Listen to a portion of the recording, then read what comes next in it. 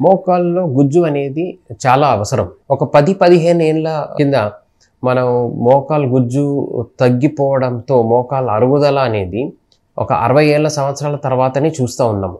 But ఇటీవల ఈ మోకాళ్ళు అరుగుదల అనేది 40 ఇయర్స్కే చాలా పేషెంట్స్ వస్తూ ఉన్నారు. సో ఈ గుజ్జు అనేది ఏంటి? ఈ గుజ్జు అనేది మన మోకాళ్ళల్లో ఉండే స్మూత్నెస్ అంటే కార్టిలేజ్ని ప్రొటెక్ట్ చేస్తుంది. సో ఈ గుజ్జు తక్కువ అవ్వడంతో ఈ కార్టిలేజ్ అనేది అరిగిపోతుంది. సో ఈ గుజ్జు అనేది ఎలా పెంచుకోవచ్చు? మోకాళ్ళల్లో మూవ్మెంట్ చేస్తే ఈ గుజ్జు అనేది పెరుగుతుంది.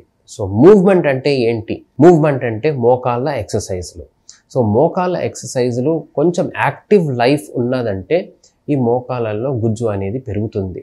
ఇంకొకటి ఎలాంటి ఎక్సర్సైజ్ అంటే లో ఇంపాక్ట్ యాక్టివిటీ. అంటే సైక్లింగ్, జిమ్లో ఉండే సైకిల్ 0 టెన్షన్లో చేసామంటే మన మోకాళ్ళ మీద ఇంపాక్ట్ అనేది ఆల్మోస్ట్ ఉండదు, బట్ మూవ్మెంట్ ఉంటుంది.